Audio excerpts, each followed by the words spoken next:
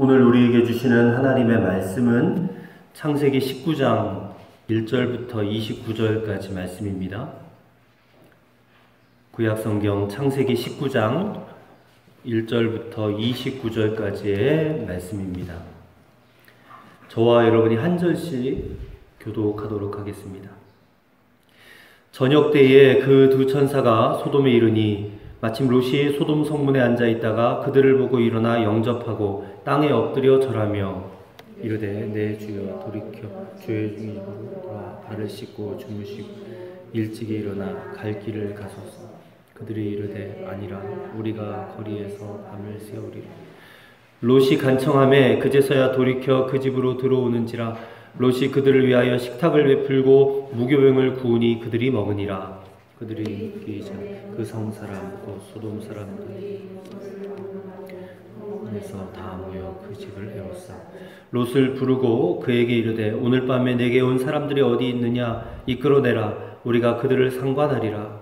롯이 문 밖에 우리에게로 나가서 뒤로 물다 이르되 청하노니 내 형제들아 이런 악을 행하지 말라. 내게 남자를 가까이 하지 아니한 두 딸이 있노라. 청하건대 내가 그들을 너희에게로 이끌어내리니 너희 눈에 좋을 대로 그에게 행하고 이 사람들은 내 집에 들어왔은즉 이 사람들에게는 아무 일도 저지르지 말라. 그들이 이르되 너는 물러나라. 또 이르되 이 자가 들어와서 거류하면서 우리의 법관이 되려 하는도다. 이제 우리가 그들보다 너를 더 헤아리라 하고 롯을 밀치며 가까이 가서 그 문을 부수려고 하는지라. 그 사람들이 손을 내밀어 롯을 집으로 끌어들이고 문을 닫고 문 밖에 무리를 대수를 막론하고 그 눈을 어둡게 하니 그들이 문을 찾느라고 헤매었더라. 그 사람들이 롯에게 이르되 이 외에 내게 속한 자가 또 있느냐. 내 사이나 자녀나 성중에 내게 속한 자들을 다 성 밖으로 이끌어내라. 그들에 대한 부르짖음이 여호와 앞에 크므로 여호와께서 이곳을 멸하시려고 우리를 보내셨나니 우리가 멸하리라. 롯이 나가서 그 딸들과 결혼할 사이들에게 말하여 이르기를 여호와께서 이 성을 멸하실 터이니 너희는 일어나 이곳에서 떠나라 하되 그 사이들은 농담으로 여겼더라. 동틀 때에 천사가 롯을 재촉하여 이르되 일어나 여기 있는 내 아내와 두 딸을 이끌어내라. 이 성의 죄악 중에 함께 멸망할까 하노라. 그러나 롯이 시체하며 그 사람들이 롯의 손과 그 아내의 손과 두 딸의 손을 잡아 인도하여 성 밖에 두니 여호와께서 그에게 자비를 더하심이었더라. 그 사람들이 그들을 밖으로 이끌어낸 후에 이르되 도망하여 생명을 보존하라. 돌아보거나 들에 머물지 말고 산으로 도망하여 멸망함을 면하라. 그들에게 이르되 내 주여 그리 마옵소서. 주의 종이 주께 은혜를 입었고 주께서 큰 인자를 내게 베푸사 내 생명을 구원하시오나 내가 도망하여 산에까지 갈 수 없나이다. 두렵건대 재앙을 만나 죽을까 하나이다. 보소서 저 성읍은 도망하기에 가깝고 작기도 하오니 나를 그곳으로 도망하게 하소서. 이는 작은 성읍이 아니니까 내 생명이 보존되리이다. 그가 그에게 이르되 내가 이 일에도 내 손을 들었은즉 내가 말하는 그 성읍을 멸하지 아니하리니 그리로 속히 도망하라. 내가 거기 이르기까지는 내가 아무 일도 행할 수 없노라 하였더라. 그러므로 그 성읍 이름을 소알이라 불렀더라. 롯이 소알에 들어갈 때 해가 돋았더라. 여호와께서 하늘 곧 여호와께로부터 유황과 불을 소돔과 고모라 비같이 내리사 그 성들과 온들과 성에 거주하는 모든 백성과 땅에 난 것을 다 엎어 멸하셨더라. 롯의 아내는 뒤를 돌아보았으므로 소금 기둥이 되었더라. 아브라함이 그 아침에 일찍이 일어나 여호와 앞에 서 있던 곳에 이르러 소돔과 고모라가 온 지역을 향하여 눈을 들어 연기가 온기 가마가 치솟음을 함께 읽겠습니다. 하나님이 그 지역의 성을 멸하실 때 곧 롯이 거주하는 성을 엎으실 때에 하나님이 아브라함을 생각하사 롯을 그 엎으시는 중에서 내보내셨더라. 아멘. 오늘 함께 나눌 말씀의 제목은 롯과 같이 사시렵니까? 롯처럼 사시겠습니까? 자, 창세기 19장 말씀은 롯으로 시작해서 롯으로 끝나는 장입니다. 그렇게 한편으로는 아브라함과는 아무런 관련 없이 롯에 관해서만 소개하는 그런 장 같습니다. 하지만 이 롯이 소돔과 고모라 심판으로부터 구원을 받았잖아요. 이 구원받은 이 사건은 이게 아브라함의 중보기도의 응답이었다라는 점에서 대단히 중요한 장이다라고 할 수 있습니다. 뿐만 아니라 롯과 그의 가족들이 겪은 이 사건들을 통해서 마지막 때에, 우리가 살아가는 이 시대의 마지막 때에 우리와 우리의 가족이 구원받기 위해서 어떻게 해야 할까에 대해서도 아주 중요한 교훈을 오늘 본문에서 우리가 찾아볼 수가 있다는 것입니다. 여러분, 우리가 다 알다시피 우리가 살고 있는 이 시대를 일컬어서 말세지말이라고 합니다. 말세지말. 이 말세는 예수님께서 베들레헴에 탄생하셨을 그 초림 당시 때부터 이미 말세가 시작이 되었고, 이제는 그 말세 중에서도 끝이다 해서 말세지말이라고 합니다.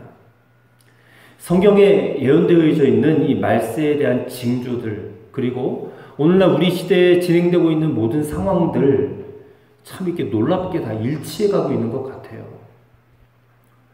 그래서 참 우리가 이 시대에 깨어있는 성도들이 돼야 되는데, 이 깨어있는 성도들은 어떻게 해야 되느냐? 지금이야말로 이 주님의 이 시간 계획표에 참 예민하게 눈을 뜨고 있어야 되고 귀를 기울이고 있어야 된다, 그 말입니다. 근데 아직 대다수의 교회와 또 성도들은 그와 같은 시대의 흐름을 잘 읽지 못하고 있는 것이 현실입니다. 그래서 이 마지막 때를 과연 어떻게 살아갈까, 무엇을 준비해야 될까에 대해서 별로 중요하게 생각하지 않고 그걸 성도들에게 잘 가르쳐 주지도 않아요. 준비시켜 주지도 않는다, 그 말입니다. 마지막 때가 점점 더 가까워올수록 이 성도들을 구원하고자 하시는 하나님의 열심은 점점 더 커져가는 것 같아요. 하나님이 손 놓고 계신 거 아닙니다. 하나님의 열심이 점점 더 커져가요. 근데 그거와 비례해서 이 성도들의 구원받는 것을 방해하는 악한 영의 역사도 점점 더 강하게 역사하는 거예요. 그래서 그런 악한 영의 역사들 때문에라도 이 성도들이 참 이 마지막 때를 잘 준비해야 되는데 그렇게 하지 못하고 있다는 그 말입니다. 그런데 그런 말세 현상들이 예수님께서도 이미 예언을 해 두셨어요. 누가복음 21장 34절의 말씀을 보니까 예수님이 이런 말씀을 하셨습니다. 너희는 스스로 조심해라. 그렇지 않으면 방탕함과 술 취함과 생활의 염려로 마음이 둔하여지고 뜻밖의 그날이 덫과 같이 너희에게 임하리라 그랬어요. 그날은 이제 이 세상의 종말을 말하는 건데 그날이 덫과 같이 임하게 된다. 뜻밖의. 그러니까 이 예수님의 말씀을 한마디로 말하자면 우리가 이 세상을 살면서 현실의 삶에 너무 빠져있고 너무 익숙해져 있는 나머지 마지막 때가 점점 더 가까이 오는 것에 대해서 둔감해질 것이다. 그래서 그날에 아무런 준비 없이 그 마지막 날을 맞게 될 것이다. 그 말이라는 거예요. 그래서 저는 마지막 때가 가까울수록 우리 교우들, 성도들은 정말 확실하게 깨어 있어야 된다고 말씀드리고 싶습니다. 그리고 이 모든 세상의 것들을 다 돌파하여서 마지막 때 주님이 주시는 구원을 꽉 붙잡고 있어야 된다는 거예요. 쟁취하는 그런 믿음이 우리에게 있어야 될 줄로 믿습니다. 어떻게 그렇게 할 수 있을까? 마지막 때를 분별해주는 마지막 때에 대한 지식을 가져야 돼요. 지식을. 무엇보다도 하나님의 말씀이 성경을 통해서 올바른 지식을 가져야 돼요. 그래서 우리가 주일 낮 예배 때는 창세기를 가지고 하나님의 말씀, 이 시대를 향한 하나님의 말씀을 듣고, 오후 예배 때는 요한계시록, 마지막 성경을 가지고 또 이 시대를 향한 하나님의 말씀을 우리가 듣고 배우고 있는 겁니다. 그래서 오늘은 이 창세기 19장의 주인공인 롯을 통해 마지막 때를 준비하는 그런 지식과 교훈을 우리가 함께 받고자 합니다. 첫째로는 구원받은 의인이라 할지라도 육적인 모습을 갖고 있어요. 그것을 반드시 벗어버려야 된다는 겁니다. 육적인 모습은 벗어버려야 된다. 자, 오늘 본문의 1절을 말씀을 보십시오. 저녁 때에 그 두 천사가 소돔에 이르니 마침 롯이 소돔 성문에 앉아 있다가 그들을 보고 일어나 영접하고 땅에 엎드려 절했다 그랬습니다. 이 천사 일행들은 아브라함을 방문했었어요. 먼저 지난 시간에 아브라함을 방문해서 아브라함으로부터 융숭한 대접을 받고 이제 롯이 살고 있는 소돔 땅으로 들어갔습니다. 근데 소돔 성문에 앉아있던 롯이 그들을 보자 또 영접하는 거예요. 아브라함처럼. 근데 이 장면을 여러분 자세히 보세요. 아브라함은 나그네를 어떻게 맞았냐면 장막문에 앉아있다가 나그네를 맞았지만 롯은 소돔 성문에 앉아있다가 그들을 영접했다라고 그랬어요. 이 말씀이 의미하고 있는 중요한 사실이 한 가지가 있습니다. 그것은 아브라함은 유목 생활을 하면서 주로 천막 생활을 했지만 이 롯은 소돔 성문에 앉아서 그 성에 살고 있는 주민들의 여러 가지 생활의 문제와 법적인 문제, 행정적인 문제들을 다루어주는 그런 사람이 되었다라는 것이에요. 아브라함은 그저 한 족장에 불과했지만 롯은 소돔 땅에 들어가서 법관이 됐어요. 법관. 세상적으로 말하면 아브라함은 그냥 평범한 인생을 살았지만 롯은 출세한 사람이 됐다는 거예요. 롯의 이 출세한 배경에는 이미 20년 전에 이 악한 도시 소돔 땅에 제 발로 걸어 들어가서 출세 가도를 달려온 이 과거가 있었습니다.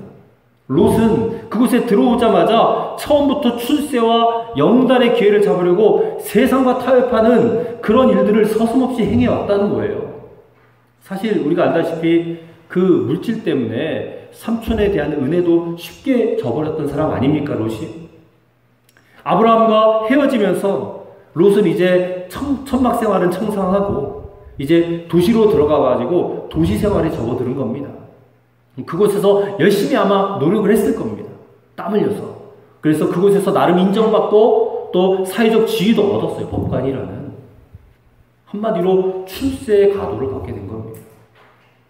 신약 성경의 베드로후서 2장 7절 8절을 보면 베드로 사도가 롯에 대해 평가하기를 그는 의인이었다 그랬어요. 의인. 그 말을 보면 아무리 의인이라 할지라도 영적인 사람이 있는 반면에 육적인 사람도 있는 거구나. 아브라함은 어떻습니까? 평범한 삶을 살았고 어떻게 보면 세상적인 성공은 이루지 못했던 사람입니다. 물론 믿음이 연약해져서 때로 넘어질 때도 있었고 쓰러질 때도 있었지만 그래도 아브라함은 믿음과 기도로 살았던 사람이에요. 그는 영적인 의인이었습니다. 근데 반면에 롯은 하나님을 믿긴 했지만 육신을 따라서 세상 성공을 위하여 살았던 사람이에요. 하나님을 믿었지만 세상과 타협했던 사람이에요. 그는 의인이었지만 육적인 사람이었습니다. 그 육적인 길을 갔던 롯의 모습이 오늘 본문에 그대로 적나라하게 드러나고 있습니다. 이미 앞서 창세기 14장에 이 롯은 당시에 그 지역을 패권 다툼의 희생양이 됐었어요. 그돌라오멜이라는 왕의 그 연합군에게 사로잡혀가지고 죽을 뻔했습니다. 물론 아브라함이 자신들의 가신이 끌어와서 롯을 겨우 구출해 오죠. 그러니까 그때 아마 모든 재산도 다 빼앗긴 채 목숨 하나 겨우 건졌단 말이에요. 그러면 그 일을 겪었으면 그거를 하나님의 경고라고 깨닫고 그 땅을 떠났어야지 맞는 건데 이 롯이 소돔 땅을 떠나지 않습니다. 왜요? 떠나기 싫은 거예요. 거기서 사는 생활이 너무 좋은 거예요. 만족한 거예요. 그래서 오늘 본문의 15절에도 보면 천사가 여기를 빠져나가야 된다라고 분명히 말하고 있는데도 이 소돔 땅을 떠나는 것을 롯이 지체합니다.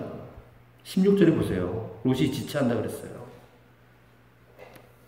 하지만 너무나 강권하는 천사의 말을 듣고 그제서야 막 억지로 등 떠밀리듯이 소돔 땅을 빠져나오는 것입니다.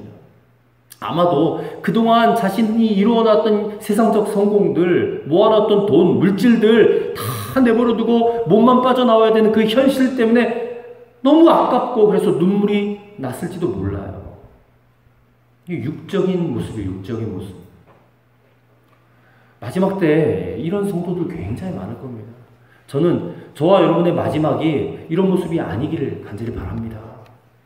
계속해서 17절의 말씀에 보면 롯은 천사들로부터 소돔을 떠나 산으로 도망하여 멸망함을 면하라 그렇게 경고를 받습니다.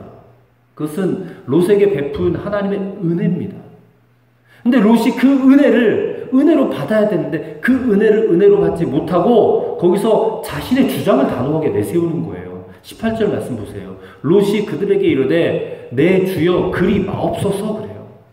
아니 지금 하나님의 말씀이 너 다 버리고 산으로 도망가서 멸망을 면해야 된다고 그러는데 그러지 마세요. 이게 무슨 뜻입니까? 롯이 하나님의 말씀보다는 자기 자신이 주장하는 대로 살아왔다는 것을 보여주는 그런 단적인 예입니다. 근데 하나님이 그 손을 붙잡고 억지로 끌어내는 거예요. 그런데도 롯은 그 모습에, 그 구원의 은총에 감사하기는커녕 여전히 자신의 주장을 계속해서 펼쳐나갑니다. 19절 말씀 보세요. 내가 도망해서 산에까지 갈 수 없습니다. 산에 가서 도망하는데 산에까지도 갈 수 없다는 거예요. 그러면서 20절에 보소서 저 성읍은 도망하기도 가깝고 작기도 하오니 나를 그곳으로 도망하게 하소서. 이는 작은 성읍이 아니니까 내 생명이 보존되리이다. 그 성읍이 어디냐면 소알이라는 도시입니다. 작은 성이에요. 작은 도시. 물이 넉넉하고 기름진 땅이에요. 그 땅도. 지금 소돔과 고모라에 심판이 임할 거니까 저 산으로 가라는데 거기 말고 저기 소알 땅에 저 가서 살게 해요. 거기 소돔만큼은 아니지만 그 땅도 살만한 곳이니까. 이것을 보면서 우리가 깨닫게 되는 게 뭡니까? 이 롯이 아직도 세속을 떠나지 못하고 있다는 거예요. 소돔이 망해버리면 좀 작긴 하더라도 기름지고 또 좋은 저 소알이라도 내가 차지해가지고 거기서 내가 다시 한번 번영을 이루어보겠다. 그런 마음이라는 거예요. 교회 안에 많은 성도들이 있고 또 구원받았다고 하는 일도 많지만 이 롯처럼 여전히 육적인 사람이 적지 않습니다. 하나님을 믿지만 물질이나 명예와 같은 세상도 포기하지 못하고 타협하는 이들이 적지 않단 말이에요. 예수님이 경고했던 것처럼 하나님과 물질, 돈을 겸하여 섬기는 사람들이 많다는 거예요. 그 사람들의 마음 자세는 항상 기회주의적인 자세예요. 어쩔 때는 하나님을 붙잡았다. 이게 나한테 손해가 될 것 같으면 하나님을 또 포기하고 또 세상을 붙잡고 왔다리 갔다리 하는 사람들이. 예수 믿지만, 하나님을 믿지만 육적인 그런 모습을 보이는 성도들이 적지 않다.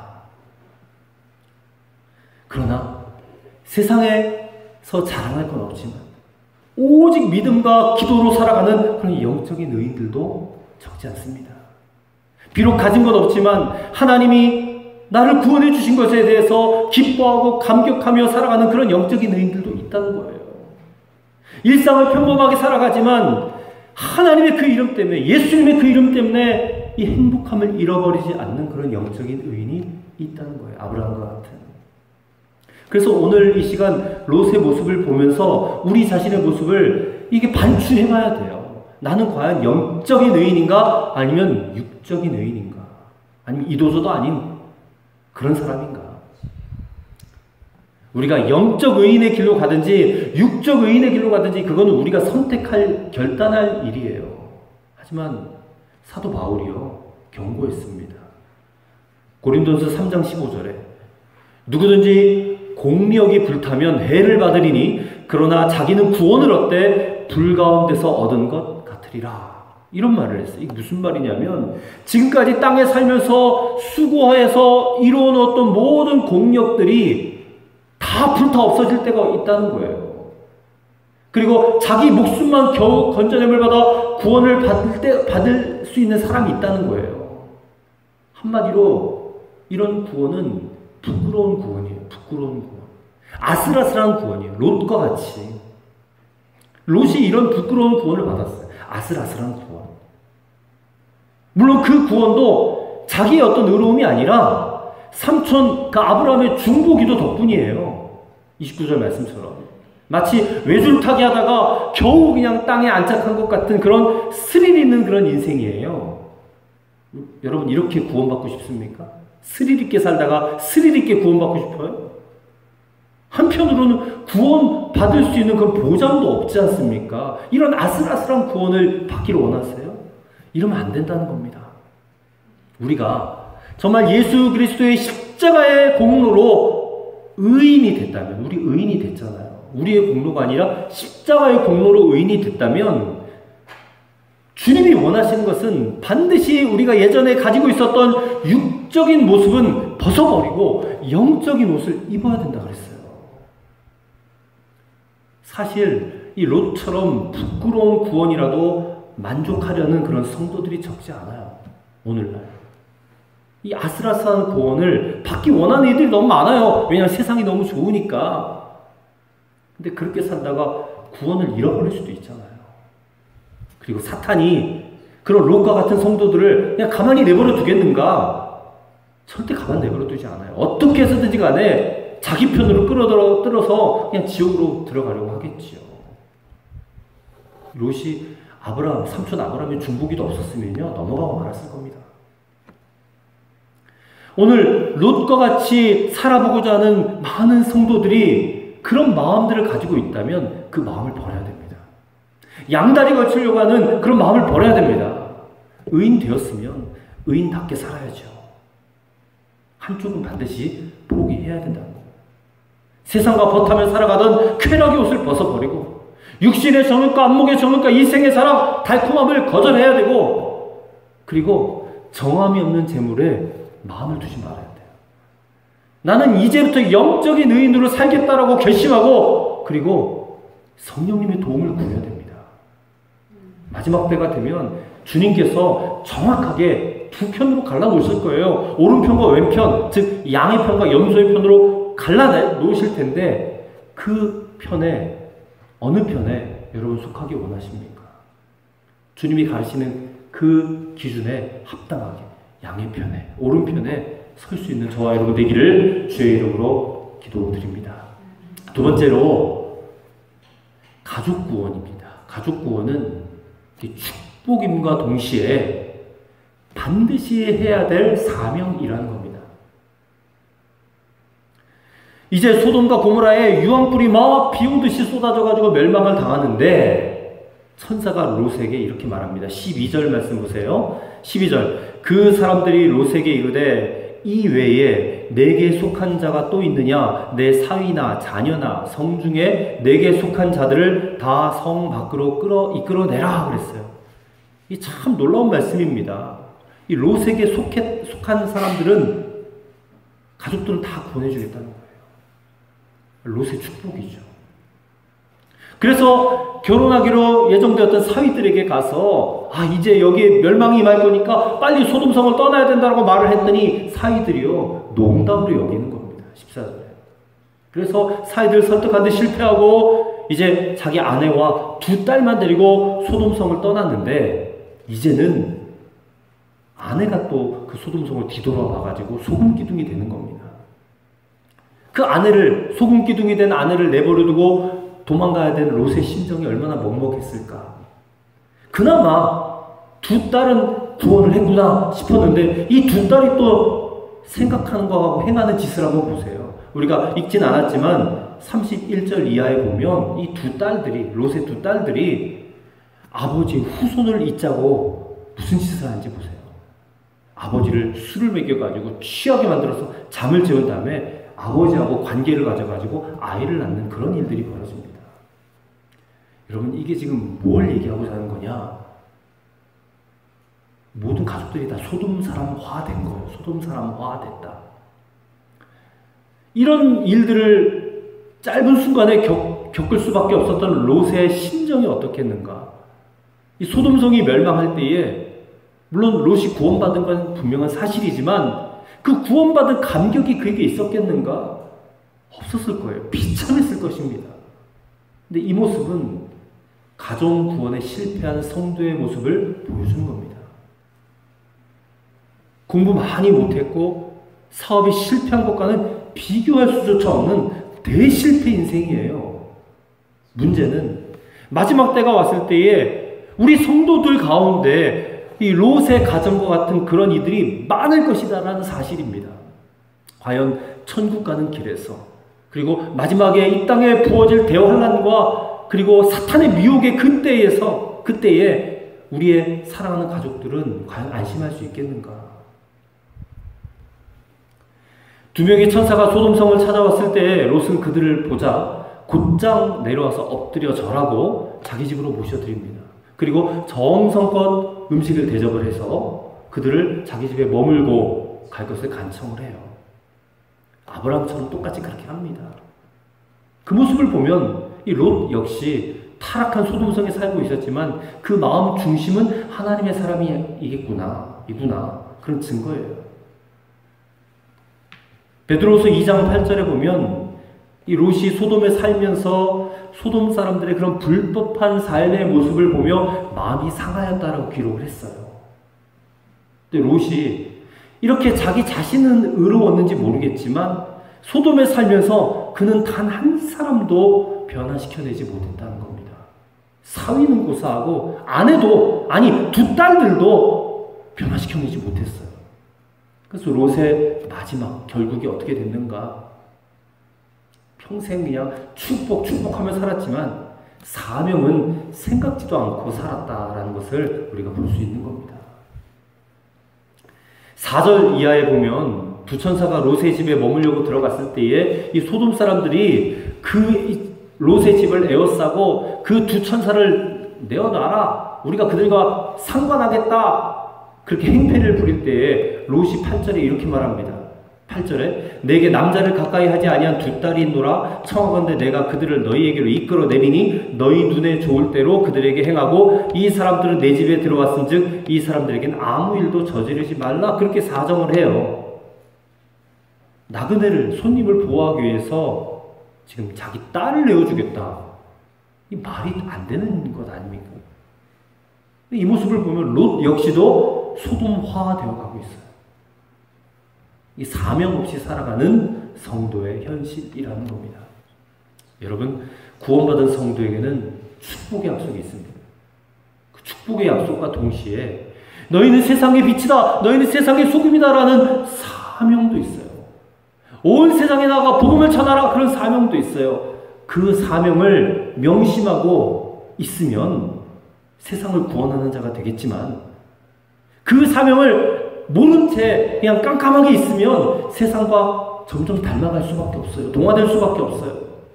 그래서 저와 여러분에게 하나님이 부여해 주신 사명을 부담스럽다, 힘들다 하면 안 됩니다. 사명이 어려운 게 아니라 사명을 감당하지 않으면 우리에게 닥쳐올 이 난감하고도 이 불법한 현실이 더 문제라는 거예요. 여러분, 사명은 축복입니다. 우리를 살려주고 우리 가정을 구원해주고 살려주는 축복이에요. 사명 없이 사는 게 두려운 일이라 그 말입니다. 사명 없이 살면 롯처럼 되는 거예요. 롯의 가정처럼 되는 거예요. 그리고 자기 가정 구원하지도 해내지도 못하는 비참한 그런 결말을 받게 된다는 거예요. 사명을 모르고 살아가면. 12절에 천사가 롯에게 이렇게 말했죠. 내게 속한 자가 또 있느냐? 내 사위나 자녀나 성중에 내게 속한 자들을 다 성 밖으로 이끌어내라. 축복을 받았잖아요. 하나님은 롯 자신뿐만 아니라 롯에게 속한 모든 사람에게 다 구원받을 축복을 주신다는 거예요. 은혜를 주신다는 거예요. 근데 그 은혜를, 축복을 소홀히 여기면 재앙이 떨어지는 거예요. 구원받을 수 있었는데 소홀히 여기다가 그만 멸망하는 겁니다. 성도들의 삶을 이렇게 지켜보면 예수님을 믿고 예수님을 믿는다면 그 예수님의 말씀, 하나님의 말씀도 믿어야 되잖아요. 근데 하나님의 말씀에, 주님의 말씀에 천국과 지옥에 대한 말씀이 너무너무 많은데 잘 믿고 천국을 준비하고 천국의 삶을 살아가야 되는데 그렇게 하지 않고 자기가 원하는 대로 살아가요. 어떻게 보면 영원한 심판, 영생과 심판을 믿지 않는 것 같아요. 천국과 지옥을 믿지 않는 것 같아요. 한마디로. 천국과 지옥을 정말 믿는다. 정말 믿는다면 자기 주변에 구원받아야 될 사람, 아직까지 하나님을 믿지 못하고 예수를 믿지 않는 그런 가족들이나 친지들의 문제들을 어떻게 그냥 뒤로 미룰 수 있겠는가? 성도들은 정말 자기 가족들을 위해서 간절히 기도해야 됩니다. 사명이기 때문에 그래요. 29절에 보면 아브라함도 롯의 구원을 위해서 간절하게 기도했잖아요. 29절 말씀 보세요. 하나님이 그 지역의 성을 멸하실 때에 곧 롯이 거주하는 성을 엎으실 때에 하나님이 아브라함을 생각하사 아브라함이 기도를 들으셨다는 거예요. 롯을 그 엎으시는 중에서 내보내셨더라. 우리도 마찬가지예요. 가족들을 위해서 기도하면 돼요. 내 남편, 내 아내, 내 자녀들, 내 부모님, 교회 나와서 예배드리고 하나님을 믿는 그 믿음을 가질 때까지 우리가 끊임없이 중보기도 해야 됩니다. 근데 어떤 분들하고 대화를 하다 보면 아직은 때가 아닌 것 같아요. 나올 때가 있겠죠, 뭐 언젠가는. 근데 그래서는 안 된다는 거예요. 강력하게 중보기 돼요. 내일은 없다라는 심정, 절박한 심정으로 기도해야 된다 그 말입니다. 오늘 우리에게 주어진 이 사명을 부담스럽다 하지 말고, 그리고 안 된다, 어렵다 하지 말고 그 사명을 끝까지 감당하면, 그리고 그들을 위해서 끝까지 포기하지 않고 중보기도하면 하나님께서 우리 모든 가족들을 구원하여 주시는 그런 축복을 경험하게 하게 하실 줄로 믿습니다. 끝으로 세상 것들, 특별히 돈입니다. 세상 재물을 포기해야 할 때 포기하지 않으면 멸망당한다는 겁니다. 이 소돔과 고모라가 멸망하는 사건 중에서, 장면 중에서 가장 안타까운 장면이 있다면 롯의 아내입니다. 롯의 아내가 소돔을 빠져나오다가 뒤를 돌아봐서 소금 기둥이 되는 장면이 가장 안타까운 장면이에요. 거의 99% 구원받은 줄 알았습니다. 근데 그 마지막 순간에 그녀는 그냥 멸망당했어요. 이 사건을 곰곰이 생각해 보면 롯의 아내가 뭘 잘못했을까? 왜 뭘 잘못했길래 이런 벌을 받았을까? 이 점이 참 곤혹스러워요. 아무리 성경을 자세히 읽어봐도 롯의 아내가 뭘 잘못했는지 그 죄목을 발견하기가 쉽지 않아요. 한 가지 있다면, 이제 소활성으로 피신해 가다가 유황불이 쏟아질 때에 그냥 뒤돌아봤다는 거, 그거 하나가 유일한 죄인데, 물론 천사가 뒤돌아보면 안 된다, 죽을 거다 경고하긴 했지만, 근데 왜 천사가 그런 경고를 했어야 했는지 설명도 없어요. 그리고 지난 20년간 정들어 살았던 곳인데 뒤돌아볼 수도 있는 거지. 그게 그렇게 큰 죄인가? 그런 생각도 들어요. 근데 그래서 심각하다는 겁니다. 그래서 심각하다. 잘 이해되지 않고 그럴 수도 있는 것 아니야? 라는 그 생각이 우리에게 있다면 우리도 롯의 아내처럼 될 가능성이 있다는 겁니다. 그래서 예수님도 누가복음 17장 32절에 롯의 아내를 기억하라 그랬어요. 롯의 처를 기억하라. 그것은 마지막 때에 많은 성도들이 롯의 아내와 같이 될 것이다 라는 것을 예고하신 거예요. 누가복음 17장과 이 창세기 19장을 같이 읽어보셔야 돼요. 예수님께서 누가복음 17장에서 마지막 때에 될 일들에 대해서 예언을 하셨습니다. 이렇게 하셨어요. 또 롯의 때와 같으리니 사람들이 먹고 마시고 사고 팔고 심고 집을 짓더니 롯이 소돔에서 나가던 날에 하늘로부터 불과 유황이 비오듯 하여 그들을 멸망시켰느니라. 인자가 나타나는 날에도 이러하리라. 예수님의 말씀이에요. 예수님이 이 땅에 다시 오시는 그 순간, 그 날에, 그때에 이런 일들이 똑같이 일어나리라 그랬어요. 근데 그 말씀을 가만히 살펴보면 사람들이 무슨 특별하게 엄청난 죄를 저질렀다, 무슨 죄를 저질렀다 그런 언급이 없어요. 그냥 예수님이 언급한 죄가 있다면 이런 거예요. 사람들이 먹고 마시고 사고 팔고 심고 집을 지었다. 이건 그냥 우리 일상생활이잖아요. 일상생활.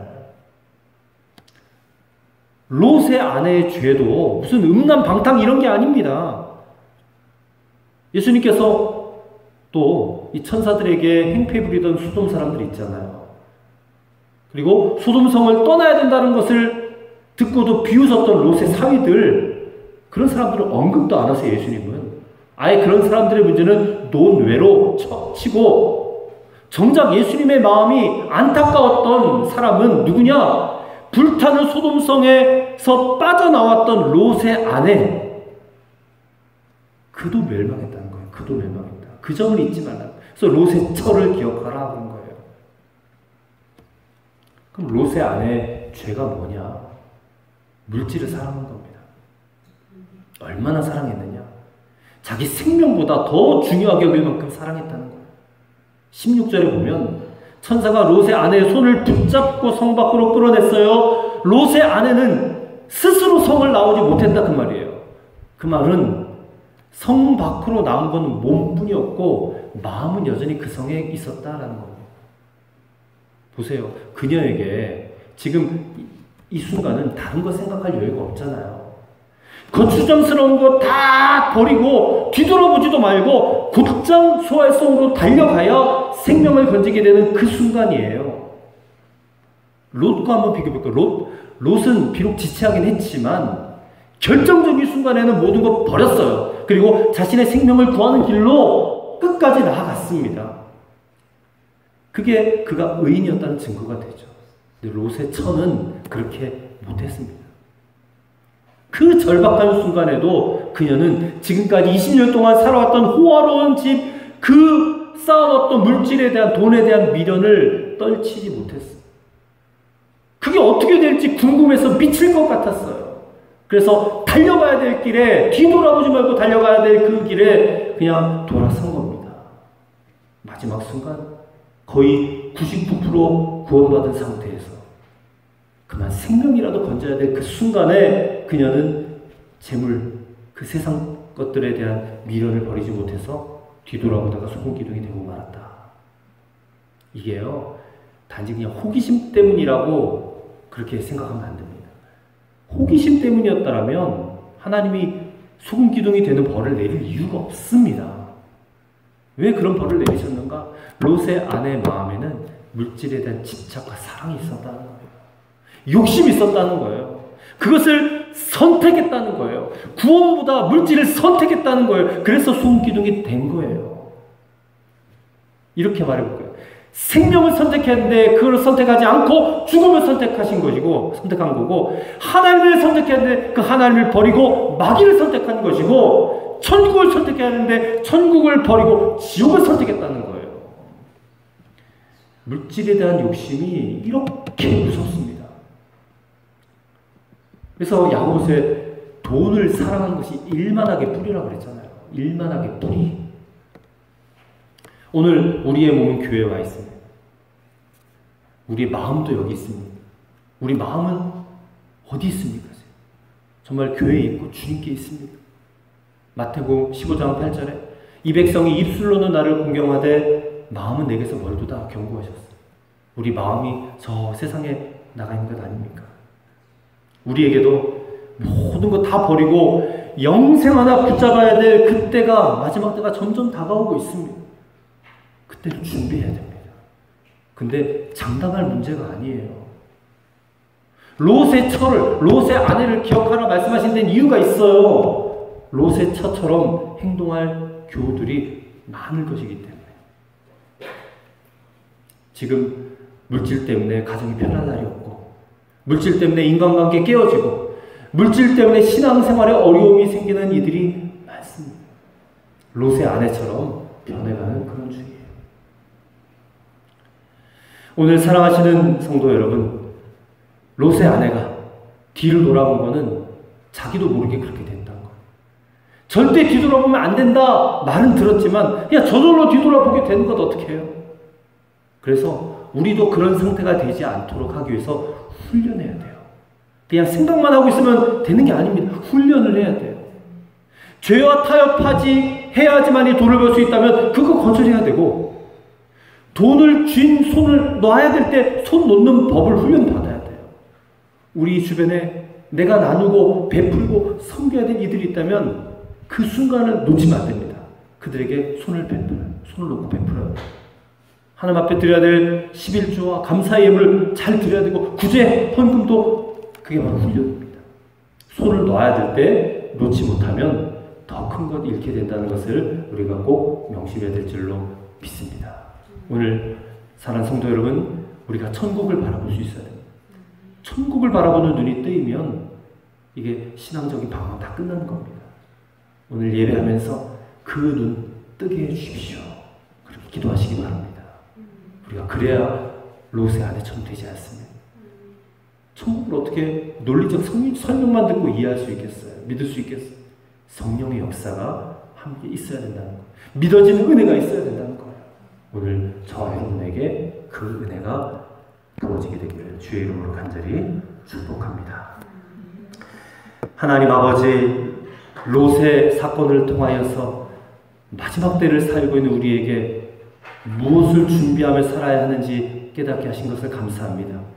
롯이 육적인 의인으로 살다가 겨우 구원받았듯이 우리에게도 롯처럼 육적인 모습이 여전히 있다는 것을 깨닫습니다. 하나님, 육적 의인의 모습을 벗어버리고 영적 의인을 있게 하여 주옵소서. 가족 구원은 축복임과 동시에 사명이라는 것을 깨닫고 사명 잘 감당하는 우리가 되게 하여 주시옵소서. 롯의 처와 같이 거의 구원받을 뻔했다가 멸망당하는 그런 일들이 우리에게도 일어나게 될 것이다라는 그 예수님의 경고의 말씀을 분명하게 깨닫고 마지막 때 생명을 선택해야 될 때에 세상 것들, 물질, 미련 없이 포기하고 생명을 붙잡을 수 있는 믿음을 부어 주시옵소서. 천국을 바라보는 눈을 열어 주시옵소서. 우리 주 예수 그리스도 이름으로 간절히 기도하옵나이다. 아멘.